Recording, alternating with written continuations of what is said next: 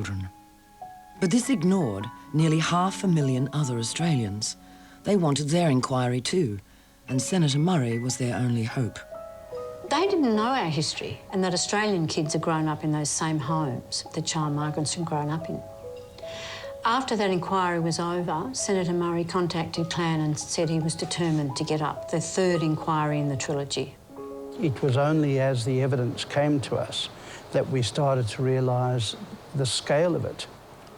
There were many submissions from many well-informed people, but from the community itself, Joanne Penglazer's research was almost standalone. Senator Murray asked us to help him to lobby for an inquiry. It took 15 months. He was working behind the scenes and we were working outside. And he did get it up. Together, we got it up. In 1950s Australia, many people believed regular meals, routine, and strict discipline were necessary for children.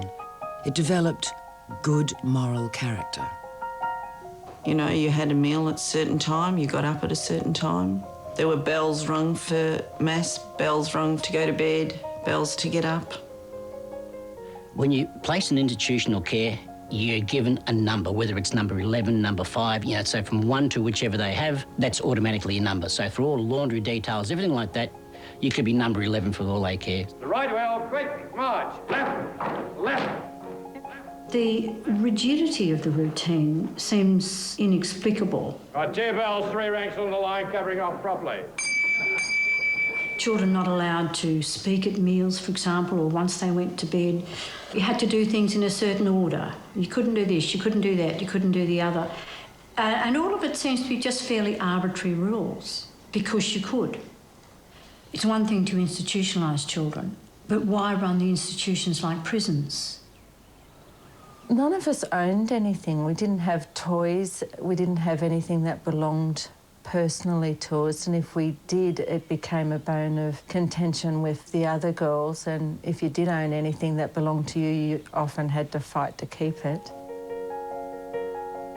Funding came from charities and the government, and sometimes parents paid fees.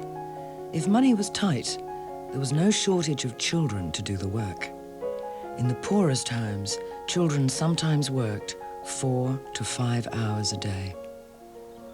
There wasn't a lot of resources. Most of the work that was done there was done by the children. You always had to be busy. I remember a favourite saying of some nuns, "The devil makes work of idle hands." Where you had to polish floors, you had to clean, you had to do laundry. At the time, I felt the work was excessive because I felt like all you were doing was working. The children who live here attend a state school within the orphanage grounds. Schooling was mandatory, and this gave some kids a chance. But when life was so difficult in the homes, children rarely succeeded academically. Children like Tracy were stigmatised at local schools. Everyone was aware that we were orphanage kids. We used to hang out and stick together fairly well on by ourselves because of that. Food was never plentiful, but there was generally enough, even if sometimes the quality was questionable. And there were occasional treats. I remember Sunday night teas. There was a pie, and then there were 6 cakes put on a plate. And as soon as we walked into the dining room, we'd lick it and say, "I bars that one." And I always went for the Lamington.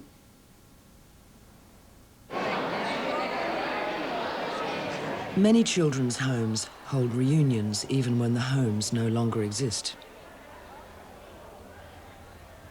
The Ballarat Orphanage was one of the largest state children's homes in Victoria, with over 200 children. You know, people from Ballarat Orphanage did submit their story. Clan has come to this orphanage reunion for a very specific reason: to help care leavers access their state ward files. The trouble is, their records hardly exist. My sister's got her file, but I'm going to get mine and my brother's. I've got all his paperwork to get his and the orphanage information as well. You'll just have to give her some, you know, some identifying information. It's almost impossible to put their families back together. For many, they have nothing but memories. Some struggle to cope.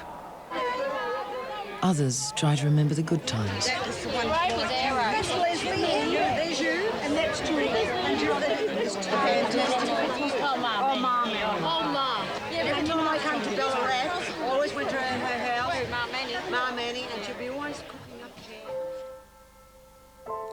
Mum Annie was a beautiful woman. She was the best cook, I thought. Big woman. She was a big woman. Big and spongy. I used to always say you're very spongy. Because you know when you squeeze a sponge and you hug into it? She used to give us big cuddles, eh? And you just mould into her fat. She was just so lovely. Wasn't she? She was our mum.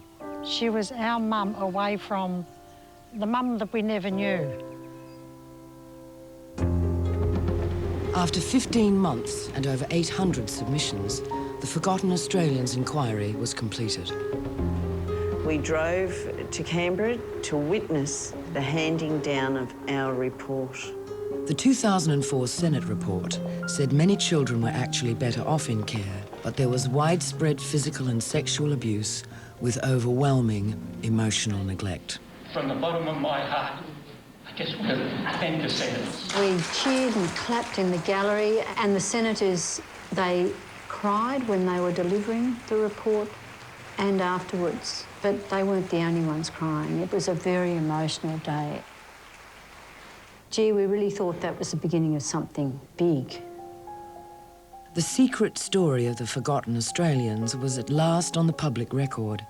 The inquiry recommended a national apology. It was a watershed moment. But Clan's very future was now under threat.